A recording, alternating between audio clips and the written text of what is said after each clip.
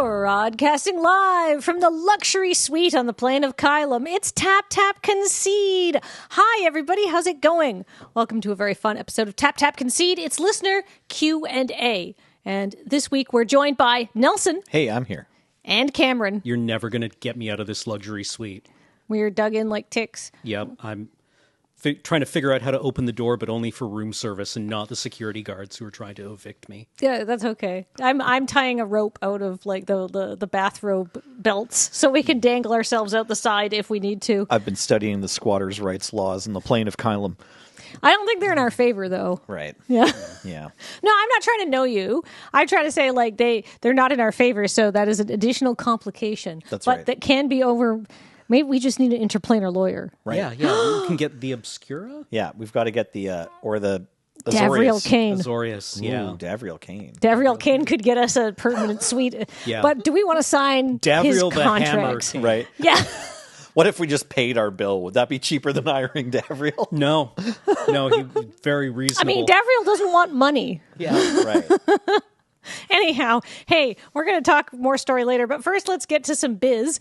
Everything that we do is brought to you by sponsors here, including... I did the wrong sponsor throw. That's including Card Kingdom.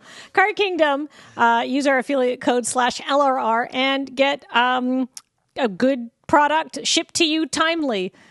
Which and with no mistakes in your order, unlike other sites which have been currently struggling. Oh, no. Have you seen about this on No, Reddit? yeah. Is that the discourse? Is that they sent me the wrong magic card? A lot. No, you don't want to do that. TCG Player is pausing their orders for a while, or at least they were yesterday. Oh, wow. So Card Kingdom, if you want something delivered in time for the holidays and you want it to show up. And they're nice Shipment's people. not We like guaranteed them. to arrive in time for the holidays. That's true. I don't know when you're watching this. You'll be Actually, watching no, this we can do that. Guaranteed, yeah. Whenever you're listening to this. It'll be guaranteed Yeah. in time for, if not the current holiday that's upcoming, the next one after that. Yeah, the next holiday that's at least 3 weeks away. You'll get your cards for that. God, we're they'll so. arrive, guaranteed to arrive by the fall. The fall of what?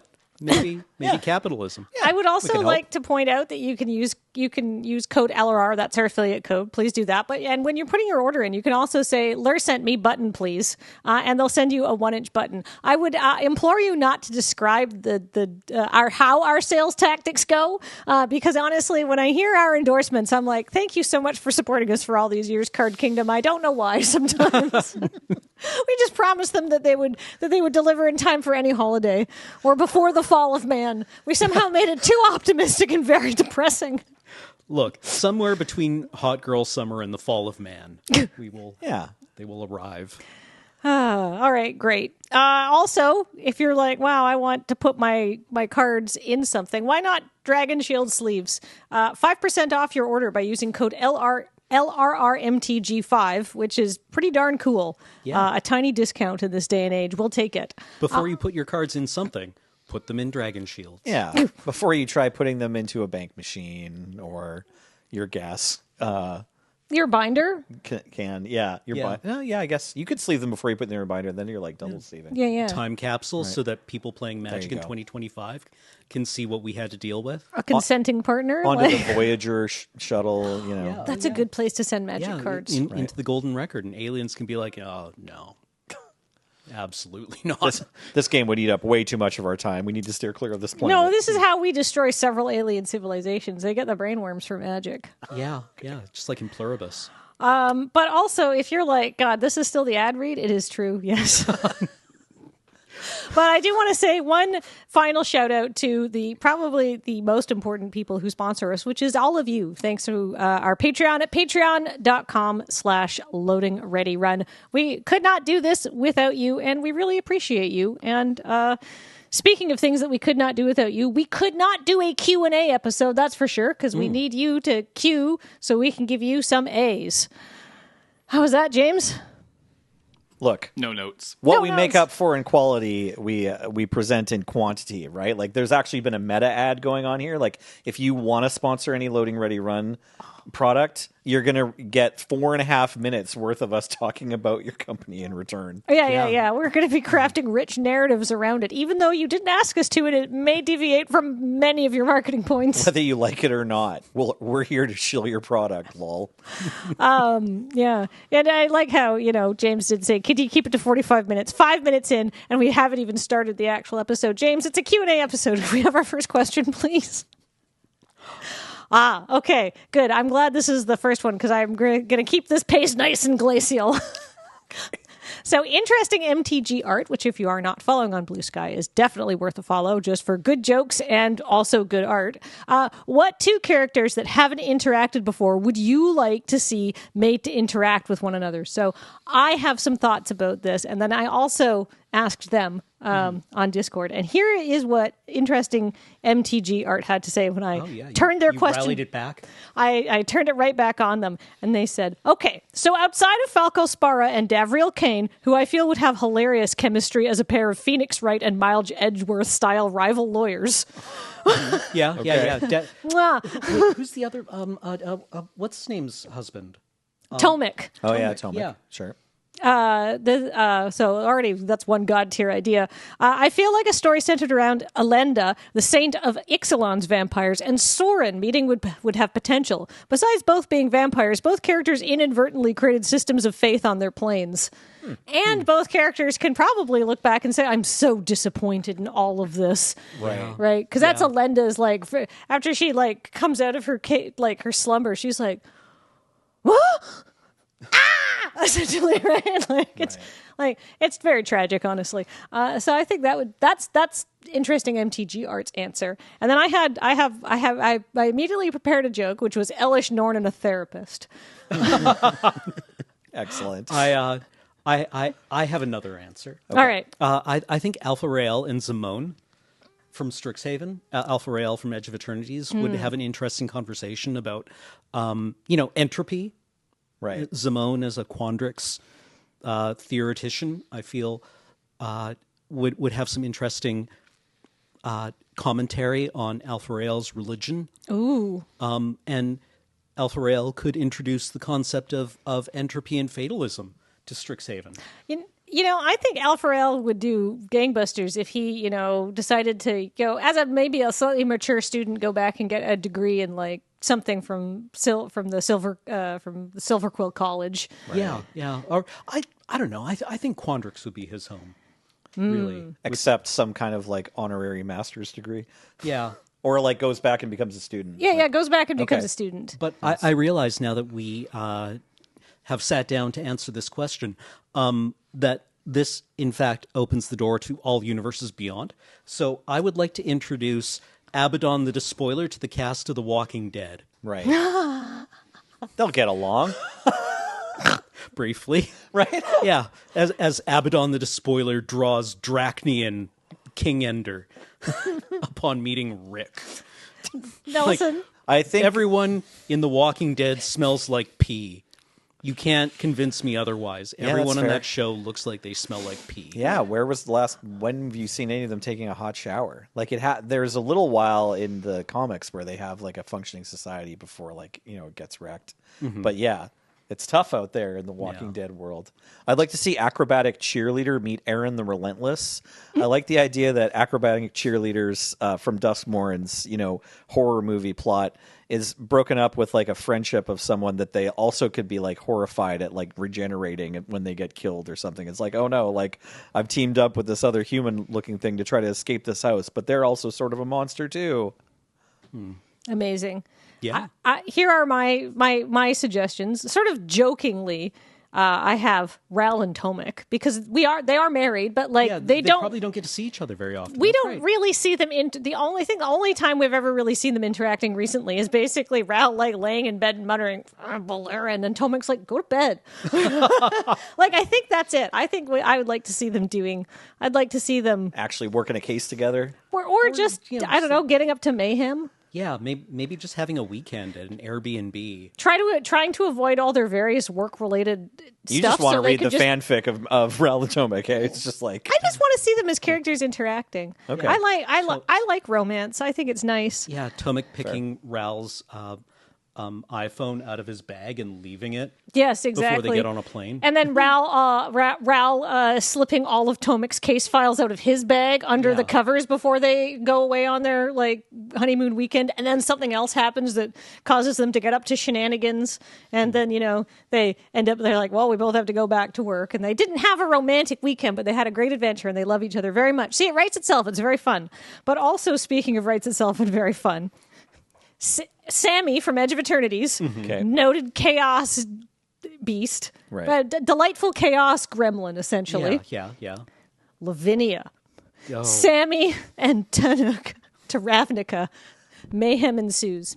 And I just want to say, I think this is. I pitched this to Interesting MTG Art as well. And Tanuk would be stressed out all the time because what is going on anywhere here. But because of his Cav physiology, his reaction to being stressed is just to look really relaxed, which means on Ravnica, every other person's going to come up to you and be like, hey man, you look like you're super high. Where'd you get that? Can I have some? Yeah. This is like, ugh. And Lavinia just spends the entire episode with like the veins on her throat throbbing and one on her forehead as Sammy just like walks through things. Yeah, exactly. Just convinces everyone to let them do what they want because they're so nice. Yeah. It's just like, Sammy, is your weird Viashino okay? yeah. Hey, Lavinia, you look stressed out. You should have some of what he's having. Like, the jokes write themselves. It's Right. very funny. It's a buddy cop thing that can only be solved by this weird team up. Anyhow, those are some fun things we'd like to see. Yeah. If you want to see them, think about them in your mind and just imagine what would happen. And then, if you're like, but I want this to be better, you could try writing it down. And then I think that's a fun thing to do creatively. Then posting it somewhere. Either on your own or in the YouTube comments of this very video that you're watching, because then maybe Interesting MTG Art will answer them, or we'll read them and get more answers. Yeah, tag them on Blue Sky, or just do it for your own personal enjoyment. Some things you can just have fun doing for yourself. Yeah. The joy of creation. Anyhow, what's our next question? What are some of your pet cards? The cards you include in decks probably more often than you objectively should, said Sam. I have a very famous answer, which is Hex from original Ravnica. Love Hex. It's really good in Commander, though, I think, because you always have sex targets. Yeah, it's in Commander, it's probably more often like, well, Hex is here to do what I want it to do. Kill the 3 most problematic creatures on the table, and then I have to choose which other 3 from among the, 10 creatures on the battlefield that don't matter. Yeah. Right. I might even have to destroy one of my own. Sure. But that's fine for the politics angle, so it's great. Right. You can also even be like, okay, I'm gonna cast Hex to kill these 2 creatures, and then each of you 3 can pick a creature to die. Exactly. And just remember that I let you, Yeah. Yeah, that's yeah. fun. This is a game is a shared experience. We're all telling the story together. Yeah. Who It's a dies? story of murder, but we're all telling it together. Well, it's a game, violence, etc. The rules. So that's I think my famous most pet card that I always want to put in every deck if it's a possibility. Nelson, what do you have? I have several pet cards, but the one that I think bears the most explanation is Trading Posts. So there was an okay standard deck based around Tezzeret, Agent of Bolus, which was in standard at the same time as Trading Posts, and so you could put these together. This is just before Birthing Pod got printed, so So this was Mirrored and Besieged. Mirrored and Besieged. Yeah, it's Mirrored and Besieged era standard deck, and it would later get pretty much replaced by Birthing Pod. That was the 4-mana artifact that does things and you've heard of and been banned in formats or whatever. Right. But before Birthing Pod, just before Birthing Pod came out in M13, they gave us Trading Post, and I just love the powerful nothing you can get done with this. It offers you a lot of different options for both grinding more value and stabilizing. So I like getting to do that, and I've continued to shove it into Highlander decks where it doesn't really make the cut. Can I say something? I looked at this card, Trading Post, and I was like, oh yeah, this card's really good. And I realized why I probably think this card is so good. Because when I started playing Magic the Gathering, I was around your ambient sort of knowledge being like, this is a very good card. So Yeah, fair enough. N13, like that is basically when we started playing, right? M11, M11, Core Core 2011, Core really. 2011. Those but, were the like, days. Yeah, sure. Yeah, but like way back in the days before I could do card evaluation, I was told this was a very good card, but it's still a good card. It's not a good card by today's merits. I feel like this today's enables judgment. a lot of commander shenanigans, though. Sure, yeah. I mean, it's still a fun part. It still does all the things that it does. If you're just listening, 4 generic Oh, yes. for an artifact, 1 in tap for 4 different abilities. So they always cost 1 generic and tap it. But then you also have to discard a card to gain 4 life, or you can also pay a life to make a 0/1 goat. Or you can also sacrifice a creature to return an artifact from your graveyard to your hand, or you can also sacrifice an artifact to draw a card. 4 sort of slightly synergistic abilities. You can make the goat to get an artifact back. You can play the artifact to draw a card. Now you've replaced Trading Post after like paying 7 mana and a life. But And maybe 3 turns. Yeah, and 3 turns. Yeah, maybe you got to chump block. But like Tezzeret untaps this. Yeah, right? you And can- he makes a Sure. puck too, right? Yeah, something like that. Depending on which Tezzeret you're playing. The 5 mana I always Tezzeret can forget. untap it, but Tezzeret Slave to Bolus was the blue-black one, right? Agent of Bolus was the Was blue-black Agent one. blue-black. Yeah, Yeah. and so that Tezzeret can turn an artifact into a 5/5 creature, or try to find an artifact from the top of your library, or drain your opponent. Right. So that one doesn't untap Trading Post, but you could play other cards that untap it. In the standard deck, I think we were just trying to ramp into a 4 that mattered, and like off of a 2 mana accelerant, Trading Post kind of counted as something that you could use to push your plan forward. Right. So, yeah. It's still not like incredible. It's not a great card, but yeah, if you're playing it in a like Canadian Highlander deck with Paradox Engine, it does kind of like still say like, yeah, I can probably help you win the game after you've done most of the work of winning the game. I'm not the best card to keep untapping every Right, time you but cast a spell, but I It's am a card. form of inevitability. Yeah, for sure. Yeah. It's a way to get value. The thing I like about it is like in various different situations, it demands that you think through a long tree of options before figuring out how best to use it. Right. Like it sort of asks a lot of the user, forces you to play Magic. Right. Like I like that about it, where it's like, yeah, this card is like underpowered now. At the time it came out, it wasn't like super high powered either, but at least when it came out, it was like, yeah, you could try this in a few different settings. And it really, like, every time you cast Trading Post, you're like, okay, I'm going to try to play Magic now. Right. Because it's got a lot of different options on it. And none of them are like game breaking. Yeah. Cameron, what's your pet card? My pet card, the card I love more than any other card in the game, is, I am sorry to report, Mind Moil. Mind Moil. Yeah, this is a 4 mana red enchantment 5 mana, 4 and a red, from Ravnica City of Guilds, which reads, when you play a spell, put the cards in your hand on the bottom of your library in any order, then draw that many cards. Oh. It does everything I want to do, which is take game actions and draw cards. Yeah. Yeah. Nice. It's I mean, doesn't there's do anything. well, What it does do Does if is, you have a Sheldred in play. yeah, it prescribes 40 other cards in your deck. well, right, what if you right. have a Niv Mizzet in play? Yeah, Yeah. exactly. Yeah, Meow. yeah. Niv Mizzet loves this. Sheldred loves Yep. this. It loves things like Gataxian Probe, Okay. right? Because then you haven't spent your mana and you still get to... Yeah, and then you replace the card, because the thing with Mind Moil is you're always going down one Right, card right, every right. time it happens. Right, okay. But I don't know. There's nothing quite like seeing the cards that you Mind Moiled to the bottom later that turn. Right. I think that is an extremely good and enjoyable feeling for everyone at the table. That sounds really fun, though, to play. Right. I want to play this right now. You just enjoy the feeling of chewing through your whole library, even if there's not a lot actually getting accomplished. Yes. Yeah. Our pet cards are certainly cousins. Yeah, Yeah. it's absolutely the kind of card that is extremely pro-social and that everyone at your pod will love. Nobody will, like, you'll be like, turn 4, tap my mana rock, play Mind Moil, and everyone groans at your shit. Oh no. Amazing. He's going to be drawing all the cards. I want to do it, though. Yeah. I want to see this in a deck. And it looks great in foil.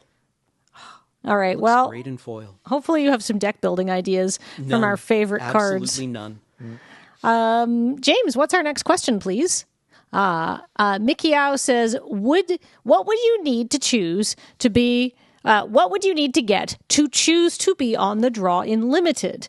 A tap treasure, scry 2 on your first upkeep, something else. So instead of like you can choose to be on the draw and you get a bonus.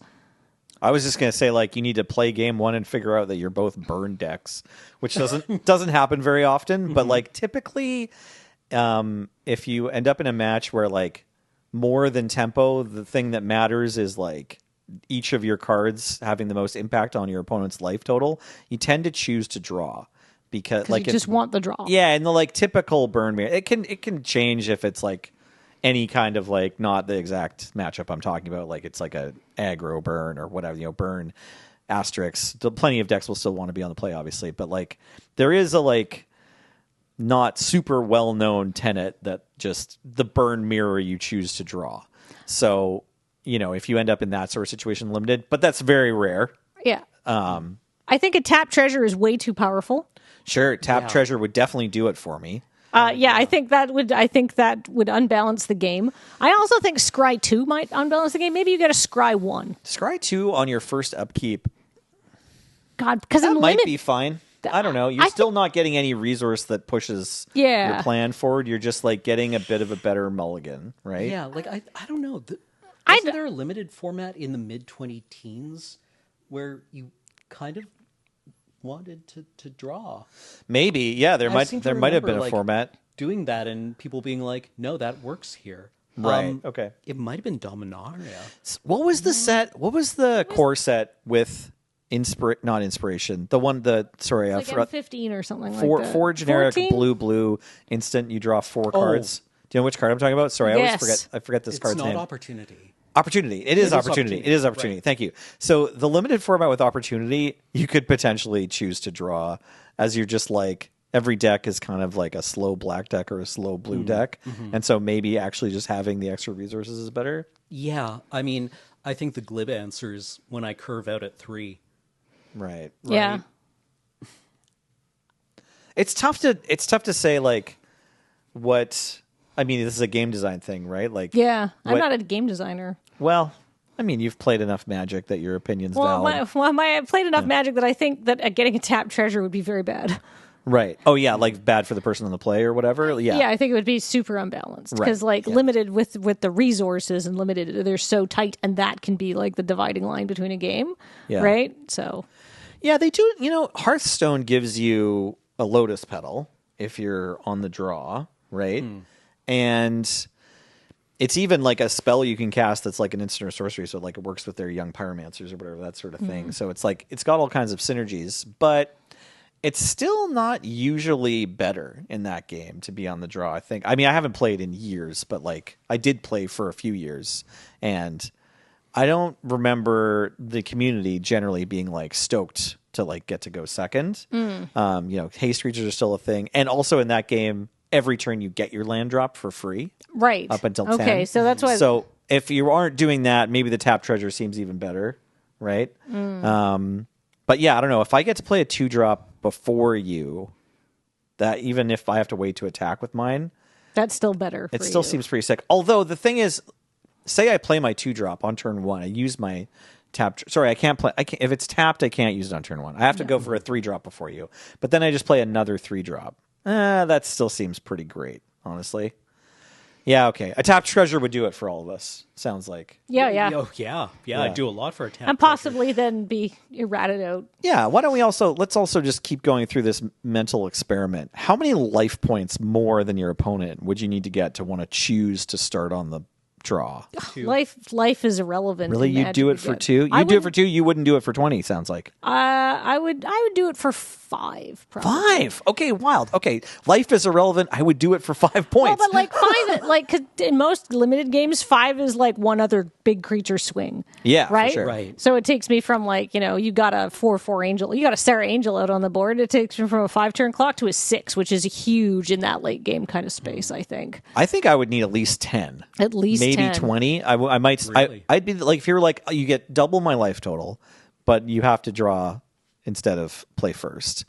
I think I would probably be like, okay. And then if I played several games like that where we're like, actually, I think going on the draw is better now. I think for double Then your maybe life total, it is. Yeah. It's gotta be. I would need to play those games before I even was sure. So you know what? Here's the deal. I feel like for the health of the game in this hypothetical, it's got to be a pretty razor thin margin. It has to be just generous enough to offset this pacing, but it can't be too generous, right? Because otherwise you do have like a clear because going first is kind of better, right? And that's why you have the extra draw in Magic the Gathering, when drawing is very powerful, right? But still going first is still kind of better depending on what strategy you're in most of the time. I'm not going to say all the time. I'm just going to say most of the time. Mm-hmm. So I feel like if we want to sweeten this pot, it still has to hedge on the side of very balanced. You know what I mean? Maybe we are just ignoring that you do get to draw a card for going second. Yeah, you start with an 8-card hand.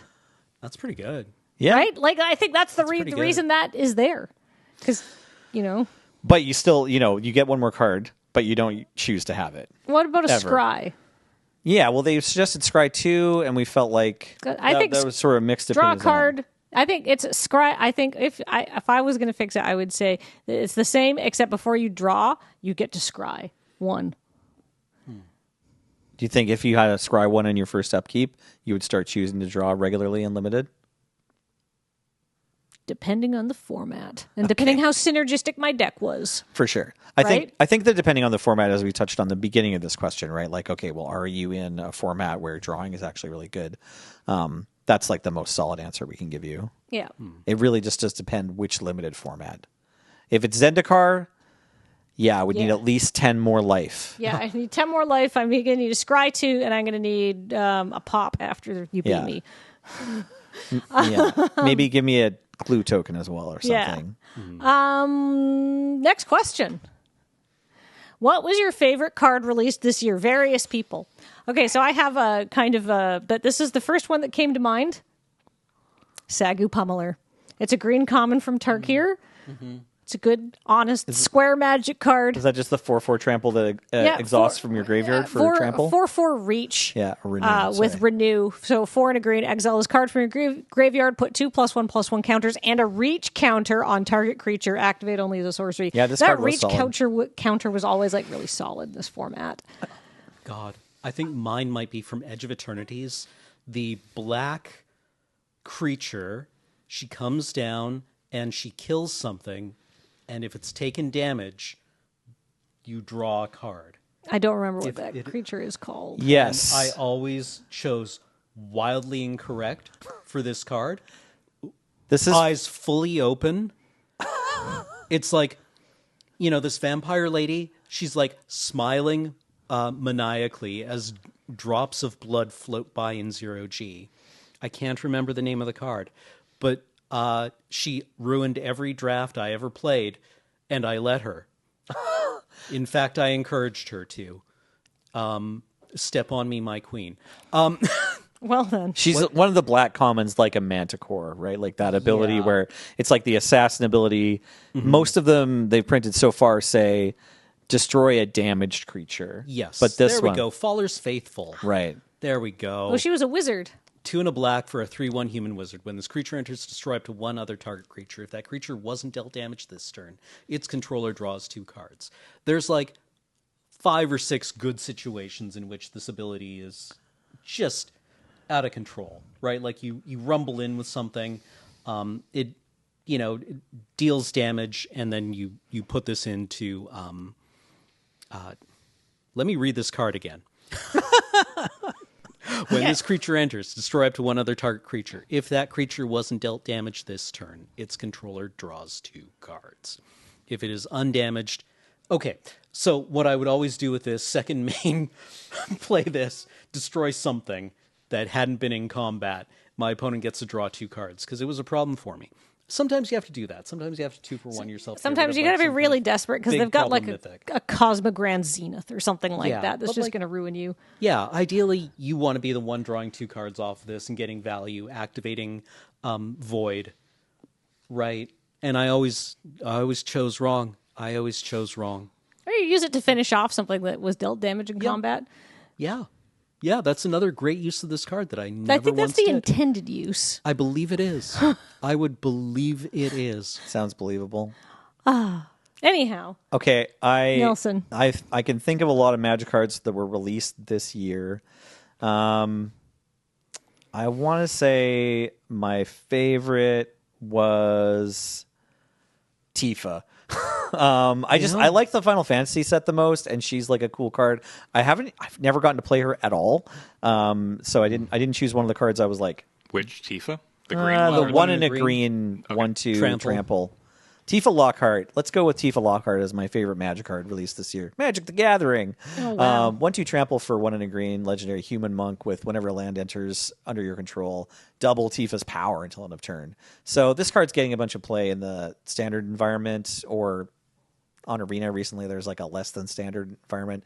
But you can play mono green landfall with like this. I've tried and that Saz's deck. Chocobo and the Moss Heart. I played that mono green deck on LRRMTG, and it was not my play style. Sure. But I can see why people are enjoying it. Does that make sense? Yeah. Yeah, there must be a, I don't know, maybe Tifa Lockhart gets along fine with Bristly Bill. Yep. Yeah. Yes, she does. Speaking of And UB, Renin 6, probably. Yeah. That, or a Boroid. or a Roboroid. Yeah. a Roboroid. That card's pretty fun. Yeah. Yeah. Lots of green stuff. Yeah, you can play it in that same deck if you want. Mono green kill you. I should. Yeah. Mono green, get your dailies done. Yeah. You know, get lots of games in 20 minutes. Like you can scoop after turn 4 if it's not going your way. You know, Yeah. mono green, like, hey, it's turn 3. I'm trying to double my power with Evolving Wilds. Is this good enough? See, you know? my favorite, it's just not my play style, but I do want to say, because I got to give an honorary mention to my UB pick, which is Hey Bye from the Avatar set, which is, this is just results oriented thinking. The uncommon black-white one? Yeah, or the green sacrifice mythic one? payoff. Oh, nice. Yeah. That That card's gives sweet. its counters to something else. Yeah. It's yeah. that gives its counters to something else. You just put it on like the 1/2 flyer that comes with a clue. You can airbend your own Hey Bye to just like generate so much value out of your sacrificed ally tokens and then put them on your glider kids or whatever. So you can just like, you don't even have to risk attacking with Hey Bye, although you probably want to anyway because it's like a 7/7. Yeah. Yeah, no, Hey Bye has got a bunch of good things going for it in a limited environment. I like it a lot too. So that is my that is my second. That is my UB pick to go with your UB pick. Nice. Cameron, do I you have any a UB pick? Jeez. Did any UB sets come out this year? If nothing comes to mind, then the Yeah, answer's no. Wildcat. I like the uncommon Zuko. Oh yeah, I thought this is a Zuko, great Exiled card. Prince. Zuko Exiled Prince. Yep. Yeah. Firebending 3. I think he is a 3/4. 4/3. 4/3. Yeah. And for 3 mana, you burn the top card of your library. It feels really good just to rumble in with this guy. And, like, exile the top card, exile another top card, looking for a burn spell. Yeah. Looking for anything. Looking for a Fire Nation Cadets, Yeah. you know? It. Looking for a land drop because you can do it like mid-combat before you've played your land. Yeah. What are they going to name this ability? They're going to eventually give this an evergreen keyword. It's probably going to be this exact version too, because this is like the cleanest, least to remember. Exile the top card of your library. You may play it this turn. That's like the least words on all of the like 3 wishes style cards that Red has been getting, because there are a bunch of different versions of it. Yeah, but they're probably going to eventually settle on their favorite version and then turn it into a keyword. Yeah. The problem is, like, the first card that came to mind that had this on it that I really played a lot with was one of the Chandras. Oh, okay, sure. Can I make a recommendation for a keyword? Yeah. Impulse, which I know is a spell. It's a spell that does something different, but it's thematically appropriate. Yeah, For sure. And it's a nice word. it is. And it pronounces easy. That's right. Yeah, you can impulse a card. Yeah. In my second main, I'll impulse with this ability. I like it. Yeah, I don't Yeah. envy the card designer who has to come up with a name for this ability. Because it's got to be fleeting a little bit, because you Yeah. only have until this turn. That's right. Yeah, Right? the flavor of it is that it's vanishing, but Yeah. don't use vanishing No. or Yeah. fading. Well, Epiphany? Sure. That's nice. Yeah. yeah, too close to miracle. Maybe. James, Maybe. what's our next question? Yeah. What was, to you, the best year for Magic? When was peak Magic for you subjectively? Says Flouncy Magoo. Oh, geez. When was the last year my mother did my laundry for me and I didn't have to cook? Nice. I got driven to school. Oh my God. And I was playing Magic the Gathering. I don't know, like 1994. I have like no years of my life that I got driven to school by my mother. I think Yeah, it no, happened if I was sick or something, Yeah. and then going in late, or if I had an appointment at the dentist and then being brought to school or something. But I was a like kid riding the bus into being a kid that walked to school. Yeah. That's probably my answer, 1994. 1994, yeah. I have no idea what was going on in Magic that year. Fallen Empires? Yeah, unfortunately, yes. Yeah. Well, No, actually, no. 94 was Arabian Nights still. Yeah. Arabian Nights, Antiquities? Legends. Oh yeah, Arabian Nights, Antiquities, Legends. I think, or maybe Right. it was just Arabian Nights, Antiquities, and then Legends. The Dark was the next year. Fallen Empires might not have been until 95. But like objectively, my non-gag answer to this would probably be like, maybe 2016. We had just gotten Kaladesh. Ether Revolt was about to drop. Yeah, Arena had Arena- come out. Yeah, just barely out. You could play the beta of Arena, and like you could buy stuff, but then during the wipe, you'd get all your gems back. The man speaks truth. That was kind of a fun experience that happened, I think, one time on Arena. I want to say 2 years before that, 2014. Actually, before we started recording today, we were joking about Team Sealed, right, comps. And I wanted to, like, we started recording, but I wanted to say, like, this event, Grand Prix Portland in 2014, we were playing with Core Set 2015, the Garrick set, right, I think, right? But Graham went to specifically, that Grand Prix. Yes, Graham played on a team with, I want to say, Jeremy James and Petter. Jer. James, do you remember this event? Yep, that's correct. The three of you. Yep. And you did great. You played against, like, LSV? We played. Or something? I played PV. PV. Yeah, Whoa. you got to play against PV. Played and beat. Yeah. Nice. Did the team win, or did you just win that match?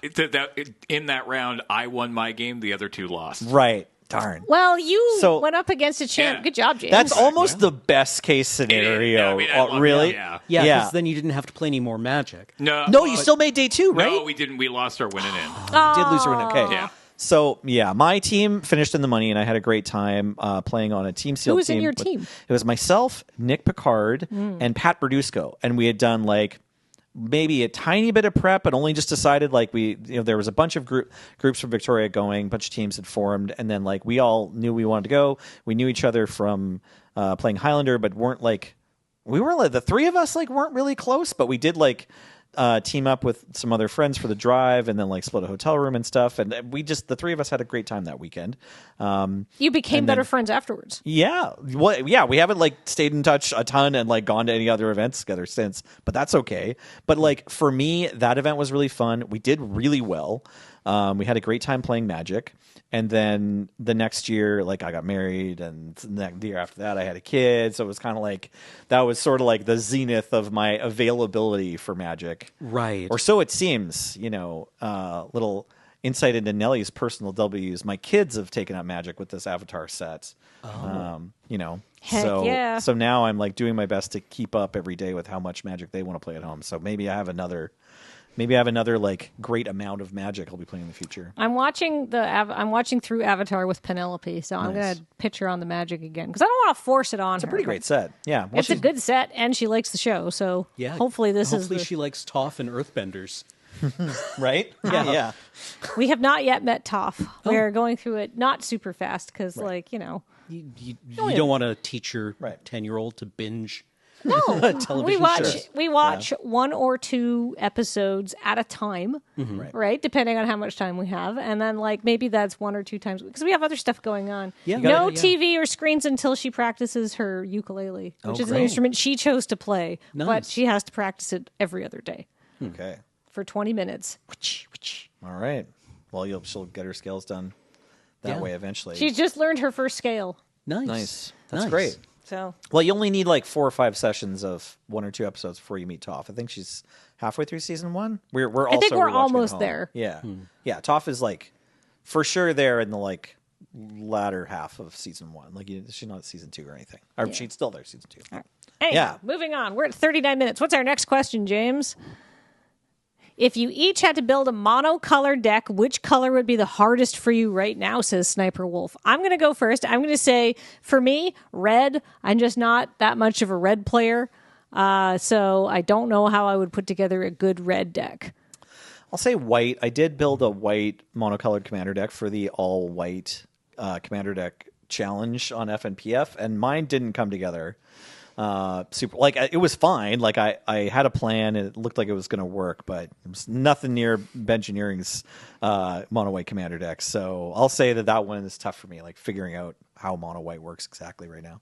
Cameron? Yeah, I was also going to say mono white because I have no idea what it wants to do. Right. Like, we just brewed a mono green deck, Sure. right? And I think that one probably kills people. Yeah. A mono blue deck, I have no problem with my mono blue decks doing nothing and then dying. Mono red, what a mono red deck can do is, advance and kill your opponent along one of 3 axes. Sure. Right? And then mono black, that's just, I love to be a hater. Just a good time. I'm running Hex if I'm building mono black. Let's go. Yeah. Sure. Yeah. There's but all kinds mono of fun white, I'm interactive like, stuff. Yeah. What do I want to do with mono white? There's too many I guess options. Mono white, go wide. Hylia, go wide. Tokens. Hate bears. Adeline, done. Yeah. Those are all real answers. But I found one I of find the it many challenging. white anthems. I find like getting into the mono white headspace just a little bit. I'm probably overthinking it. Yeah, but I it's think like, you are. I think it's just. But I tend to. Yeah. Big, lots of wide value. Next question, James. All right. How do you feel now that we've had 6 standard releases? Did it feel more or less bloated than previous years when we would have had 4 standard releases and 2+ supplementary releases, said Jason. So tired. I did not play. I don't play standard very much, although I was experimenting with it earlier in the year. So I can't really keep up with the churn of the standard environment and stuff, but I just feel like it might be a little much because the supplementary releases weren't always things that weren't it was like, this is the commander set for the year or whatever. Because we had Commander Legends or whatever, the set that had Anakthea in it. And those cool commander decks, right? That put out, that would be one of the releases for the year. And it would be like, well, if I only play standard, whatever. And if I only play commander, that's my release. Right. I'm not really stoked on the new world of UB having to be in standard. It worked for Final Fantasy. I think they were maybe planning that one to be in standard the whole time. So. Mm-hmm. And yeah, they killed with that. As a reminder, sorry, I have a hard time remembering all of the sets came out this year. We started the year with Ether Drift, right? Ether Drift. And then the second set, I don't remember, but Tarkir. Right. Tarkir Dragonstorm. Yeah. For Ether some reason, Drift? the Tarkir Dragonstorm release lives in a different timeline in my head. You know what I mean? I'll just, in case you at home are also like, oh my God, there were 6 sets. It goes Ether, because we talked about this in our wrap up of the year. Yeah. So it's Ether Drift, Tarkir, Final Fantasy, EOE, Spider-Man, and Avatar. God, I Yeah. almost forgot Spider-Man. I remembered all of them except Tarkir Dragonstorm. So it's okay. Together, our powers unite. Yeah. So yeah, But, those 6 that's sets. a lot. It's a lot. And each of us forgot one set throughout the year, which isn't a great And we're professional sign. content creators. And I like the Tarkir Dragonstorm set a lot. It's you know what? They did such a good job in that set, I think, of making hey, this is a pretty normal Magic set. It's pretty regular that I think in my brain I was trying to It just has its stash it away. own niche. Just trying to stash it away with my 2015 sets. But it is different. It's got its own flavor and it's full of powerful cards by today's measure. So that's sweet. And cuties. The pace of release allows one to do nothing else but play Magic and have it always feel a little urgent and novel. And I think Magic was better when there were 4 sets a year and people got bored of it and had to go and do something else. Or they discovered weird stuff. Yeah. Yeah. They started doing wacky, weird drafts. They're like, all right, let's force 5 color. Let's go. People are still making new formats and it's, take it with a grain of salt. But yeah, when you've gotten to the spot in your life where you're also making content around Magic the Gathering, you don't necessarily need there to be 8 set releases a year because you're busy digesting each set that comes out and you're excited for periods of lull in the release schedule because you'll fill them with your own projects you're interested in as opposed to just trying to keep up on the sort of necessary stuff. that is tied to each release. But yeah, I don't know.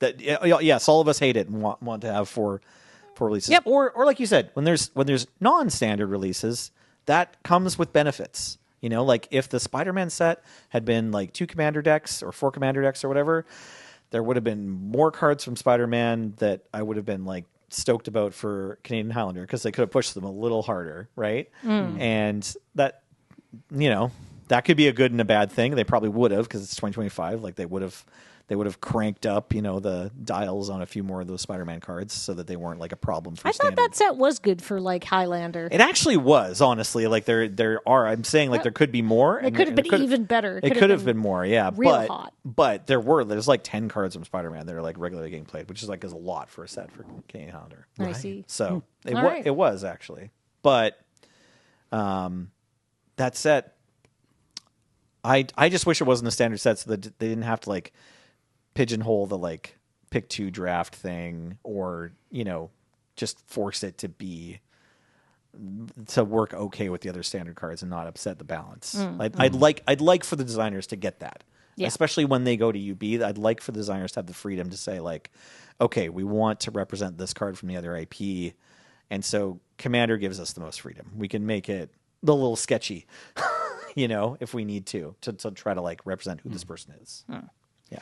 All right, I think this is our last question, James. Correct. Great. What's our last question? We all know what Beigelander is. What's the main twist for insert your name here lander? Says, oh dear, Ura Haraski. I don't know how to say her username, and I apologize. But it's a great question. So what's the main twist for Catlander? Is that there is associated fan fiction and playlists to go with all of the decks. You have to then, you know, give the battlefield recount of what happened in your commander game, you know, and it's, you know, you can read about it on AO3 afterwards. It's very time consuming. You play one game of Magic and then there's like 3 weeks of writing and a review and an editing process.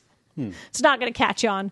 What's Nelson Lander? All right. So in Nelson Lander, you take your Beigelander stack, but then 2 things happen. You're playing sealed league, right? Like you're playing league, and every time you play a match, if you win, your opponent gets to remove 3 cards from your deck. They're like banned. You have to like take them out of your pool. But you get a new pack every week. Everybody gets a new pack every week. That's so good. And so it's self-balancing. Like everyone's decks have the potential to get stronger because you're adding packs. But if you're actually winning your matches, you also are getting like, you know, catch-up mechanicked.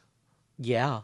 I kind of love that, Nelson. Oh, yeah. You want to play that? so Yeah, we're good. launching that? I just thought of that on the Yeah, fly. no, let's do that. Let's Sweet. do that next time we do a league. All right. But All high of your five, opponents Nelly Lander. get to vote on a card that... All right. Or just whoever loses the match. Like if you lose a match, you're like, okay, you get the match points, but I'm taking this, this, and this. Is it 3 cards? Do you want? Should it only be 2? 1? Should it only be 2? We can play with the number. Well, maybe we'll it do should be some 5. testing. It's a 100-card deck. Oh, it's a 100-card deck. Oh, okay. I thought this was like I thought this was like a sealed. So I was like, 40 sorry, card 40 sealed. card sealed. 40 card sealed. Just doing 1 card, I think, would be fine. Yes, I think 1 card for 40 I was card imagining we sealed. start with Beigelander. So like you're playing Highlander sealed, Right. But then also your Okay, if opponents it's are 100 killing cards, your deck. 3 is very fine. It might be it's Beigelander, so it could be very bad. Yeah. I love this. I love Nelly Lander. What's Cam Lander? Old Man Camlander is a lot like Canlander, but no Horizons Commander sets or Commander deck release cards. Just only standard release. Only standard releases. Mwah. It's Que bella. yeah.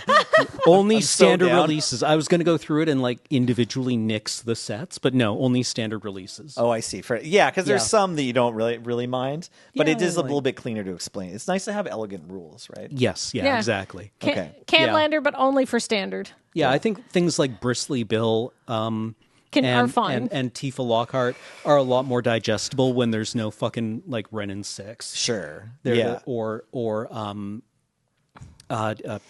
Even Prismatic Vista. Go for the eyes. Yo, Boo. Yeah, Boo, Minsc and Boo. Sure. Yeah. Yeah. If they're not following up Ocelot Pride, Bristly Bill is a Yeah. lot less scary, right? Yeah, exactly. It's just a big guy. Yeah. All right. No, that's gorgeous. I'd play that format. Okay, well, it looks like we've given you 2 correct answers and one clearly obvious joke one. I would gladly sweet too. I would gladly set Yawgmoth onto the boat Nice. to the Forever Kingdoms. Goodbye, sweet Yawgmoth. Yeah, I will never brew with you again, see you again. even though you prescribe 70 cards in my deck, and I don't really have to brew with you. That's the beauty of Yawgmoth. Say hi to if I Flage never on had your to way deal out. with Yeah. Ren and 6 and Minsc and Boo ever again, or Comet. Right. Yeah. a stellar dog. pup. You Stupid dog. you make a strong argument, Cam. All right, well, that's some food for thought. We're 5 minutes over schedule, but we did our best. Thank you for joining us. This was a really great Q&A episode. Thank you for all the wonderful questions. We really appreciate your engagement and your support. And speaking of support, you know what's a great way to support us? By visiting our corporate sponsors. 1, CardKingdom.com. Use code, go to cardkingdom.com/LRR to use our affiliate code, and that lets them know that we sent you. They're a nice company, and then they'll get you all of your cards in one package in a reasonable amount of time. You know what? That's their business model, and they're good at it. Dragon Shield. Their business model is we make good sleeves that you should buy. And if you want to buy them, you can use code LRRMTG5 to get 5% off your order. That's pretty cool, too. Woo. And finally, our greatest corporate sponsor, which is all of you through the power of community at our Patreon over at patreon.com/loadingreadyrun. We could not do it without you. And thank you, because I think we're traditionally unemployable at this point. Yeah, absolutely. Could you explain this 16-year gap in your resume? I haven't had this is like brag for me, but I have not had a Job. government job since 2012. Yeah, I've been I think working here. Yeah, I had summer jobs when I was in university, but yeah, otherwise I would have to say that 16-year gap in my resume was because I was in Guantanamo Bay. That might make you more employable. Yeah, So yeah. thanks everyone. You're keeping us fed and housed, and honestly support. Thank you. Yeah. Hey, I've been Kathleen. I've been joined by Nelson I was here. and Cameron. Yeah. James was very patient behind the board, That's me. and Heather gets these online. Thanks, Heather. And this has been TapTapConcede. Goodbye, everybody. Bye.